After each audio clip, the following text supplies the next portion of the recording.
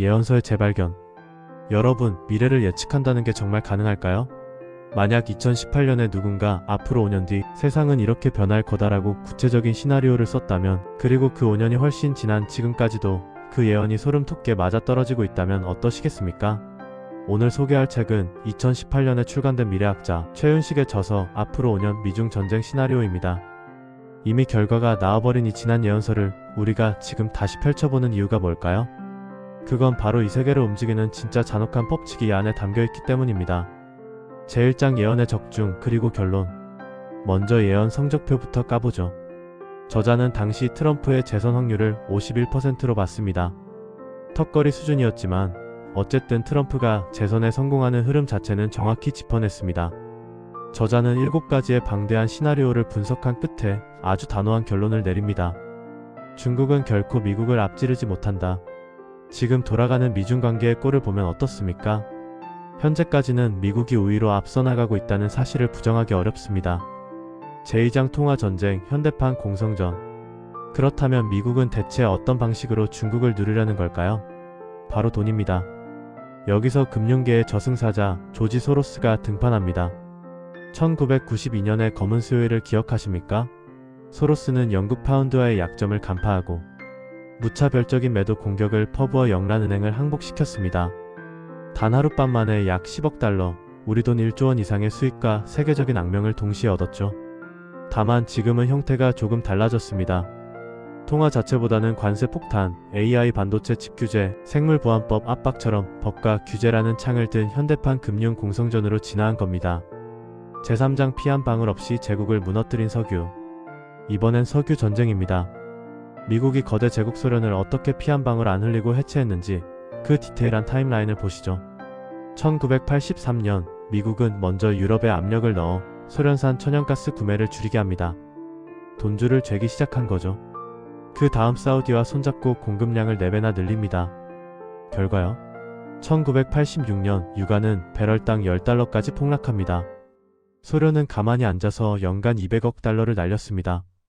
끝이 아닙니다. 미국은 OECD 국가들이 소련에 돈을 빌려주지 못하게 막았고 달러 가치까지 떨어뜨려 소련이 번 달러를 휴지 조각으로 만들었습니다. 결국 1992년 금까지 팔며 연명하던 소련은 버티지 못하고 해체됩니다. 잔인할 정도로 완벽한 작전이었죠. 지금은 어떨까요? 러우 전쟁 발발 이후 러시아의 돈줄을 말리기 위해 가장 먼저 유럽으로 이어지는 가스관을 막아버렸습니다. 또한 트럼프는 러시아의 원유 수출을 규제하고 가격을 낮게 묶어두고 있죠. 동시에 알래스카 LNG 개발, 중국산 태양광 배제, 원전 투자 확대 등 에너지 패권 전쟁은 지금 이 순간에도 한치의 양보 없이 계속되고 있습니다. 제4장 무역전쟁, 정권은 바뀌어도 목표는 하나. 무역전쟁을 보면 미국의 집요함이 느껴집니다. 오바마에서 트럼프, 바이든까지. 정당이 다르고 방법은 달라도 목표는 소름 돋게 똑같습니다. 바로 미국 내 제조업 부흥 및 인프라 투자입니다. 리쇼어링 정책으로 전 세계 기업들이 미국에 공장을 짓고 로봇 산업을 키우고 AI를 돌릴 전력 인프라에 막대한 돈을 쏟아붓는 지금의 상황을 보세요. 책의 예측이 대강 들어맞는 수준이 아니라 소름 끼칠 정도로 그대로 실행되고 있습니다. 제5장 금융전쟁의 악몽, IMF의 시작. 다시 금융전쟁의 본질로 들어가 보겠습니다. 우리가 절대 잊어서는 안 될, 아니 잊을 수 없는 잔혹한 기록입니다. 바로 1997년 아시아 금융위기의 서막이죠. 90년대 후반 국제금융시장의 포식자 조지 소로스는 거대한 먹잇감을 포착합니다. 동남아 성장의 상징이었던 태국의 바트화였습니다. 당시 태국은 달러의 가치를 고정시킨 페그제를 썼고 소로스는 그 빈틈을 놓치지 않았습니다. 그는 먼저 태국 은행들에서 수십억 달러어치의 바트화를 빌린 뒤 시장에 한꺼번에 쏟아부으며 달러로 바꿔치기 시작했습니다. 이른바 공매도의 시작이었죠. 시장엔 순식간에 공포가 퍼졌고 다른 투기 세력들까지 하이에나처럼 합세했습니다. 태국 중앙은행은 외환보유고 300억 달러를 쏟아붓고 금리를 연 20%까지 올리는 극약처방을 썼죠. 하지만 고금리를 견디지 못한 기업들이 줄도산하기 시작했고 결국 태국 정부는 고정환율제 포기 선언과 함께 바트화 가치는 지옥으로 추락했습니다. 소로스는 미리 바꿔둔 달러로 헐값이 된 바트화를 사서 빌린 돈을 갚았고 그 차액으로만 약 1조 원의 수익을 챙겨 유유히 사라졌습니다.